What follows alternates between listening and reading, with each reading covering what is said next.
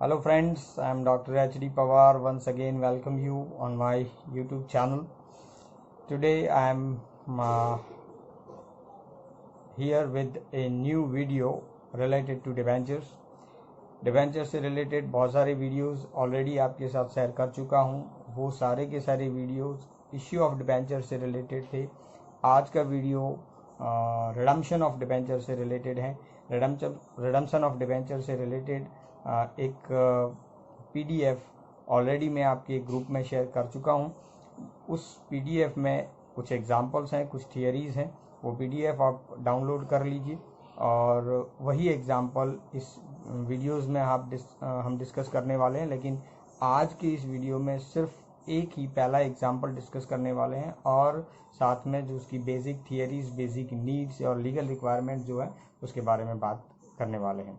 तो अब तक जो भी वीडियोस आपके पास आ चुके हैं वो वीडियोस आपको रिक्वेस्ट है कि बार बार उसे देखिए।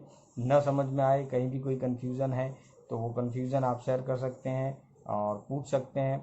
और उसी टाइप के एग्जांपल्स आपके पास जो भी मटेरियल अवेलेबल हो उसके अंदर से आप काउंट करिए, ज़्यादा से ज़्यादा एग्जांपल गिनिए, प्रैक्टिस करिए। Practice makes the man perfect. जितनी ज़्यादा प्रैक्टिस होगी उतना ही आपका टॉपिक ज़्यादा स्ट्रॉन्ग बनेगा। तो प्रैक्टिस जारी रखिए। घर पे फ्री हैं तो अभी समय का सदुपयोग करिए और ज़्यादा से ज़्यादा प्रैक्टिस करिए। ये जो टॉपिक है डिवेंचर्स वो आपको हर जगह काम आने वाला है।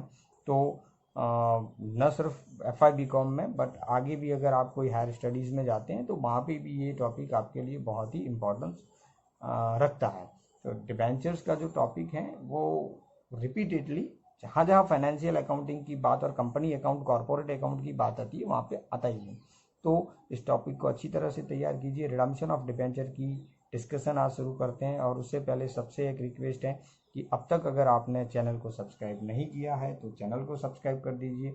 वीडियो अगर अच्छा लगे तो वीडियो पर लाइक कीजिए और ये वीडियो ज़्यादा से ज़्यादा आपके जितने भी फ्रेंड्स हैं फ्रेंड्स के अंदर भी शेयर करिए ताकि उनको भी इसका बेनिफिट मिल सके और टाइम टू टाइम आपको इस तरह की वीडियोस की अपडेट मिलती रहे।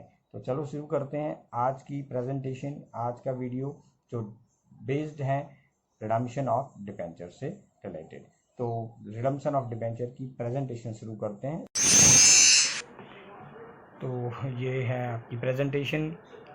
टॉपिक है रिडम्पशन ऑफ डिबेंचर। रिडम्पशन का मतलब होता है टू रिडीम, यानी पैसे वापस करना।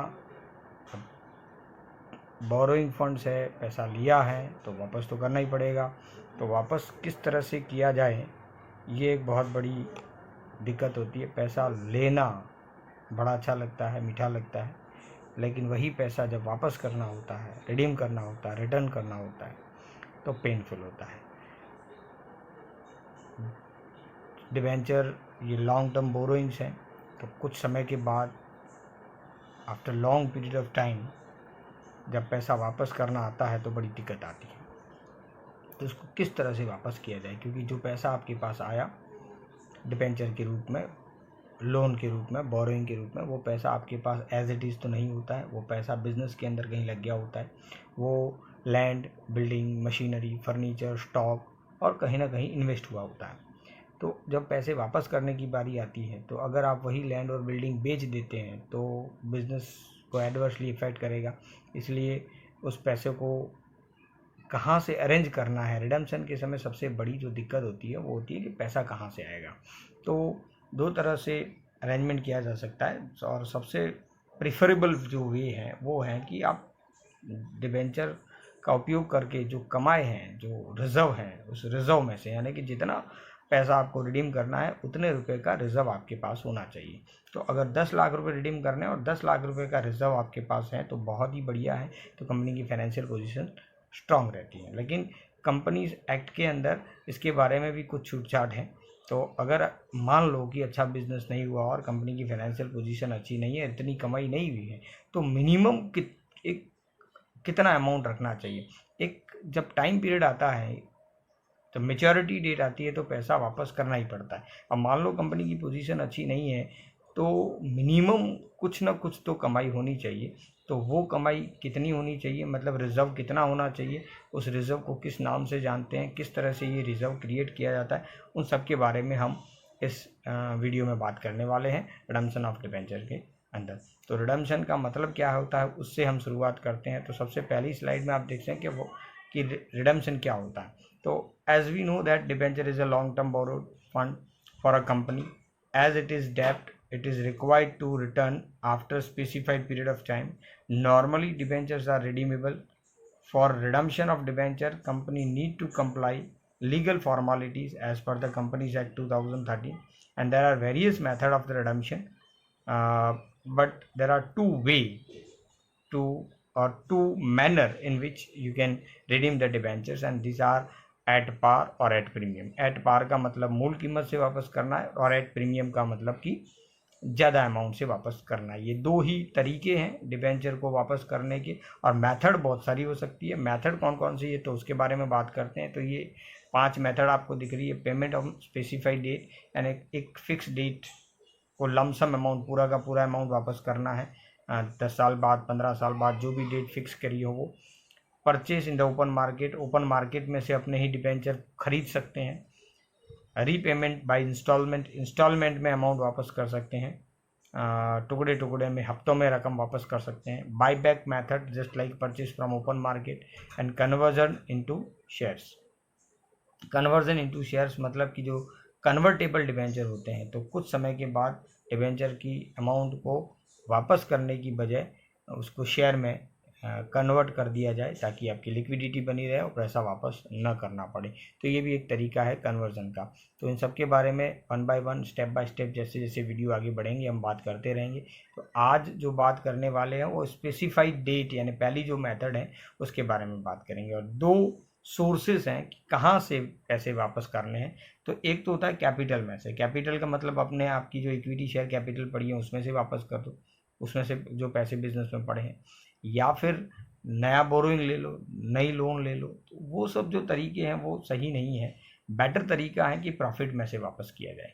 जितनी कमाई, जो पैसे लिए हैं उसका उपयोग करके जो कमाई हुई है, जो अर्निंग हुआ है, अर्निंग में से यानी कि रिजर्व में से, यानी कि प्रॉफिट में से वापस किया जाए। तो 2 सोर्स हैं, लेकिन अब कंपनी की कंडीशन पे डिपेंड रहता है। अगर प्रॉफिट है तो प्रॉफिट में से रिडीम करेंगे, नहीं है तो कैपिटल में से भी डिबेंचर तो रिडीम करने ही पड़ेंगे। जब मैच्योरिटी डेट आएगा तो उस मैच्योरिटी डेट को डिबेंचर तो वापस करने ही करने हैं। तो 2 ऑप्शन खुले हैं, आइदर आउट ऑफ कैपिटल और from the profit. Better way है प्रॉफिट में से किया जाए, नहीं है तो उसकी मिनिमम रिक्वायरमेंट को पूरा करते हुए भी आपको डिबेंचर के पैसे मैच्योरिटी डेट पे वापस करने पड़ेंगे। उसमें आप ये नहीं कह सकते कि हम वापस नहीं करेंगे, वापस तो करना ही पड़ेगा।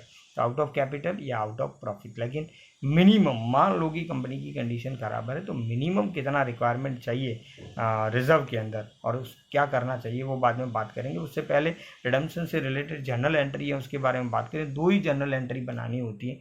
एक जब अमाउंट ड्यू होती है तो उस दिन debenture account debit to debenture holder account, अगर एट पार रिडीम करना है तो, और अगर आप प्रीमियम से रिडीम करना है तो debenture account debit premium on redemption account debit to debenture holder account. इस तरह से हम 2 एंट्री एट पार और एट प्रीमियम कर सकते हैं, ठीक है। और उसके बाद जब एक्चुअली डिबेंचर रिडीम कर रहे, पैसे जब वापस करेंगे, रिटर्न करेंगे, the amount is return, then debenture holder account debited to bank account. तो बहुत ही सिंपल 2 ही जर्नल एंट्री आपको तैयार करनी है, बट उसके साथ साथ जो लीगल रिक्वायरमेंट है उसकी जर्नल एंट्री भी पास करनी पड़ेगी। सिर्फ ये 2 जर्नल एंट्री से काम नहीं होने वाला है। DRR क्रिएट करना, DRR डिबेंचर रिडम्पशन फंड, जिसको हम debenture redemption reserve, debenture redemption fund या सिंकिंग फंड, ये 3 अलग अलग नामों से जानते हैं। तो किसी भी नाम का उपयोग हम कर सकते हैं हमारे एग्जाम्पल कैलकुलेट करते समय। Debenture redemption fund, debenture redemption reserve या सिंकिंग फंड, तीनों एक ही चीज़ के नाम है, ठीक है। तो ये डिबेंचर रिडम्पशन फंड से रिलेटेड क्या जर्नल एंट्री होगी, उससे रिलेटेड लीगल प्रोविजंस क्या है उसके बारे में पहले बात कर लेते हैं। तो लीगल प्रोविजन समझ लीजिए, बहुत ही इम्पॉर्टेंट, मोस्ट इम्पॉर्टेंट पॉइंट है, और फ्रीक्वेंटली शॉर्ट क्वेश्चंस में पूछे जाते हैं, या फिर ऐसे भी क्वेश्चन आ सकता है कि what are the legal requirement for the redemption of debenture related to DRR account. तो as per the companies act 2013 section 71(4), together with the company's shares and debentures rules 2014, company shall have to create debenture redemption reserve at least equal to 25% of the nominal face value of the debentures out of the profit available for the dividend। यानी कि जो dividend के लिए available profit है, free reserve है, उसमें से minimum जितनी अमाउंट रिडीम करनी है उसका 25% आपको डीआरआर में ले जाना है, ठीक है। और debenture redemption reserve account shall not be utilise by the company except for the redemption of debenture. इस अमाउंट का और किसी पर्पस के लिए उपयोग नहीं किया जा सकता। और मिनिमम जिस तारीख को आपने डिबेंचर रिडीम करने हैं उससे पहले आपके पास ये मिनिमम 25% डीआरआर होना चाहिए। मतलब कंपनीज एक्ट बोलता है चाहे आप कहीं से भी पैसे वापस करो, लेकिन मिनिमम 25% तो आपके पास कमाई होना ही चाहिए। 75% आप कहीं से भी अरेंज कर लो, मतलब 25% तो आपको कमाई रखनी ही रखनी है। 10 लाख रुपए रहते हैं तो 2.5 लाख रुपए, 2,50,000 रुपये आपको उस पीरियड के अंदर, जिस पीरियड में आप डिबेंचर की अमाउंट को यूज़ करते हैं, उतना अमाउंट तो आपके पास होना ही चाहिए। और ये एटलीस्ट फिगर है, मैं तो कहता हूँ 100% होना चाहिए। लेकिन अगर मान लो कंपनी की पोजीशन अच्छी नहीं है, बिजनेस अच्छा नहीं जा रहा है, तो कंपनी एक्ट बोलता है कि मिनिमम 25% आप बाहर से मतलब कमा के वापस करो, ठीक है। और एक और भी चीज़ इसके साथ साथ आपको करनी होती है कि every company required to create और मेंटेन डिबेंचर रिडम्पशन ऑन और before 30th day of April of each year. हर साल की 30 अप्रैल, जिस तारीख को आपने डिबेंचर रिडम्पशन करना है उसकी 30 अप्रैल को आपके पास डीआरआर होना चाहिए, डीआरआर इन्वेस्टमेंट होना चाहिए। और इन्वेस्टमेंट से पहले आपके पास उसमें ट्रांसफ़र होना चाहिए, डीआरआर का बैलेंस होना चाहिए। ये सारी जो अरेंजमेंट करनी है वो एटलीस्ट 1 साल पहले करनी है, ओके। तो इन्वेस्टमेंट और डिपॉजिट एज द केस में be sum of which shall not less than 15% of the amount of debenture maturing during the year ending on 31st day of March of the next year। मतलब जिस तारीख को आपने debenture redeem करने हैं, ठीक है, उसकी 31 मार्च को मान लो कि डिबेंचर रिडीम करने हैं, तो उससे पहले 1 साल पहले 30 अप्रैल तक आपने 15% अमाउंट बिजनेस के बाहर इन्वेस्ट करनी है। डिबेंचर रिडम्पशन रिजर्व जो क्रिएट किया है 25%, एटलीस्ट उसका मिनिमम नॉमिनल अमाउंट का 15% आपको बिजनेस के बाहर इन्वेस्ट भी करना है। मान लो कि 10 लाख के डिबेंचर हैं, तो 10 लाख का डिबेंचर का 25% यानी 2,50,000 आपके डीआरआर में होने चाहिए 1 साल पहले। और 10 लाख का 15% 1,50,000 एटलीस्ट आपने बिजनेस के बाहर इन्वेस्टमेंट किए होने चाहिए, ताकि जब डिबेंचर रिडम्पशन करने की बात आए तो वो 15% अमाउंट जो आपने इन्वेस्ट कर रखी है उसको, उस इन्वेस्टमेंट को बेच के उसको लिक्विड करके उसमें से पैसे आ सके। तो कंपनी एक्ट बोलता है कि कम से कम 15% अरेंजमेंट इन्वेस्टमेंट से कर लो और 85% जो है वो आप कैपिटल में से या दूसरे किसी सोर्स में से ला देंगे। मैं तो ये बोलता हूँ कि 100% इन्वेस्टमेंट होना चाहिए, 100% अमाउंट इकट्ठी करके रखनी चाहिए, ताकि कोई प्रॉब्लम ही ना हो, दूसरी जगह से करना ही ना पड़े। इन्वेस्टमेंट बेच दो, डिबेंचर रिडम्पशन कर दीजिए, ये बेस्ट वे है। मतलब during the period in which you are using the amount of debenture की अमाउंट जब तक यूज़ करते हैं, हर साल प्रॉफिट में से थोड़ी थोड़ी रकम निकाल के डीआरआर में डालनी चाहिए, ताकि और उसको बिजनेस के बारे में इन्वेस्ट भी करना चाहिए। और 100% पूरा अरेंज इस तरह से करना चाहिए। लेकिन कंपनी एक बोलता है कि मिनिमम 25% डीआरआर और 15% इन्वेस्टमेंट होगा तो चलेगा। ये minimum worst to worst situation जो बोलते हैं एटलीस्ट रिक्वायरमेंट है। तो अब हमारे यहाँ पे तो यही होता है कि मिनिमम जो रिक्वायरमेंट है वो फॉलो कर लो, बाकी चलेगा। तो मिनिमम रिक्वायरमेंट के बारे में किस तरह से अरेंजमेंट करना है उससे रिलेटेड एग्जांपल हम देखेंगे। चलो एग्जांपल नंबर 1 देख लेते हैं। पहले जो क्वेश्चन है, क्वेश्चन को अच्छी तरह से पढ़ेंगे। Divya limited issue 10,000 12% debenture of ₹100 each on 1st April 2011, redeemable on 31st March 2020 at a premium of 10%, as per Section 71(4) Companies Act 2013, it was decided that required amount should be credited into debenture redemption reserve out of the divisible profit as on 31st March 2019. As per Section 71(4), the required amount was invested in 10% investment on 1st April 2019. Write necessary journal entries in the books of Divya Limited regarding redemption of debenture. तो ये जो example है, इस example में कहीं ये नहीं बोला गया है कि जो डिबेंचर रिडीम करने हैं वो आउट ऑफ प्रॉफिट रिडीम करने हैं. बोला है required amount according to section 71(4) of companies act 2013. तो जो मिनिमम रिक्वायरमेंट है वो मिनिमम रिक्वायरमेंट पूरा करेंगे और किस तरह की जर्नल एंट्रीज इसमें होगी और किस तरह से एग्जाम्पल को सॉल्व करेंगे वो इस एग्जाम्पल का मेन पॉइंट है. चलो देखते हैं फर्स्ट एग्जाम्पल का सोल्यूशन. इस तरह से है. तो सोल्यूशन में जाने से पहले सबसे पहले थोड़ा सा कैलकुलेशन है. तो हमारे पास टोटल 10,000 डिबेंचर है, 100 रुपीज़ ईच, तो 10 लाख की टोटल अमाउंट फेस वैल्यू हो गई. तो मिनिमम रिक्वायरमेंट यानी कि 2,50,000 25% के हिसाब से 10 लाख का 25% 2,50,000 रुपये हमें DRR डिबेंचर रिडम्पशन रिजर्व यानी कि डिबेंचर रिडम्पशन फंड में चाहिए. और 10 लाख का 15% यानी कि 1,50,000 रुपये हमें बिजनेस के बाहर इन्वेस्टमेंट करने हैं.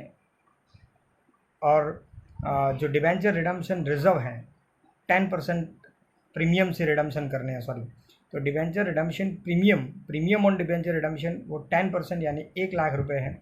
और interest on debenture redemption fund investment जो 1 साल पहले या 1 अप्रैल को किया गया है और हमें 31 मार्च को डिबेंचर रिडीम करने हैं, तो 1 साल का इंटरेस्ट 15,000 रुपये हमें मिलेगा. तो उसकी किस तरह से ट्रीटमेंट होगी वो भी देखेंगे. तो ये जो एग्जाम्पल है वो हम ऐसे बोल सकते हैं कि redemption of debenture out of capital by fulfill और satisfying the minimum requirement of the act. Okay, अगर कुछ नहीं बोला है तो मिनिमम रिक्वायरमेंट तो आपको फॉलो करनी ही पड़ेगी. यानी 25% amount of the face value must have on hand as debenture redemption fund, either sinking fund और debenture redemption reserve, by whatever name you called. Debenture redemption fund बोल दो, debenture redemption reserve बोल दो या sinking fund बोल दो, किसी में भी ये अमाउंट होनी चाहिए. और 15% एटलीस्ट आपका इन्वेस्टमेंट बिजनेस के बाहर होना चाहिए. तो ये नेसेसरी कैलकुलेशन हो गया. और जर्नल एंट्रीज बहुत ही इजी है.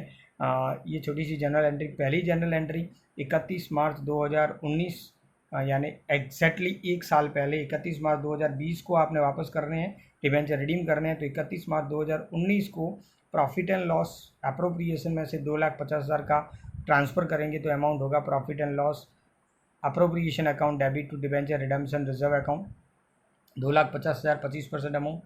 फिर इसी अमाउंट को दूसरे दिन 1/4 को आपने इन्वेस्टमेंट कर लिया 10% सिक्योरिटीज़ में, तो 10% debenture redemption reserve investment account debited to bank account. ये पैसे गए, आपका इन्वेस्टमेंट हो गया. ऑन 31 मार्च 2020 1 साल के बाद आपको इसके ऊपर इंटरेस्ट मिला और वो इंटरेस्ट सीधा ही डिबेंचर रिडम्पशन रिजर्व में क्रेडिट होगा. तो bank account debited to debenture redemption reserve account. Then after you sold out your investment बेच देते हैं जो 1 साल पहले किया हुआ था. इससे हमें लिक्विडिटी हमारी बनी रहेगी, 1,50,000 रुपये मिल जाएंगे. मान लेते हैं कि फेस वैल्यू से ही बिकेंगे. तो bank account debited to 10% debenture redemption reserve investment account. उसके बाद 2 एंट्री जो करनी है, debenture account debit premium on redemption of debenture account debit to debenture holder account 10 lakh, 1 lakh और 11 लाख रुपये. फिर debenture holder account debited to bank account. और एक चीज़ बहुत इम्पॉर्टेंट है कि डिबेंचर रिडम्पशन करने के बाद जो DRR का बैलेंस बचेगा उसे हम जनरल रिजर्व के अंदर ट्रांसफ़र करेंगे क्योंकि अब उसकी कोई रिक्वायरमेंट नहीं है. तो debenture redemption reserve account debited to general reserve account 2,65,000 ये लास्ट एंट्री. और ये अमाउंट कैसे आई, तो 2,50,000 रुपये फर्स्ट जनरल एंट्री के अंदर हमने क्रेडिट किए हुए हैं वो, और 15,000 रुपये जो डिबेंचर रिडम्पशन रिजर्व इन्वेस्टमेंट के ऊपर जो इंटरेस्ट मिला है तीसरी जनरल एंट्री में लिखा हुआ वो, ये दोनों अमाउंट मिला के 2,65,000 रुपये हमने जनरल रिजर्व में ट्रांसफ़र कर दिए. तो ये इस तरह से सिंपल सा नेसेसरी रिक्वायरमेंट फुलफ़िल करके किस तरह से जनरल एंट्री पास करनी, किस तरह से एग्जांपल सॉल्व करना है वो हमने देखा. अब वीडियो बहुत लंबी हो रही है, इस वीडियो को हम यहाँ पे स्टॉप करते हैं. नेक्स्ट वीडियो के अंदर दूसरा एग्जांपल देखेंगे और भी बहुत सारी इंटरेस्टिंग फैक्ट हैं वो हम डिबेंचर के बारे में सीखेंगे इस चैप्टर के अंदर. तो देखते रहें नेक्स्ट वीडियो में मिलेंगे हम बहुत ही जल्दी। Thank you very much. आज के लिए इतना ही। आज का ये वीडियो हम कंप्लीट करते हैं। नेक्स्ट वीडियो बहुत ही जल्द आपके सामने लेके आऊँगा। तब तक के लिए घर पे रहें, सेफ रहें, ओके, और पढ़ते रहें। Thank you very much.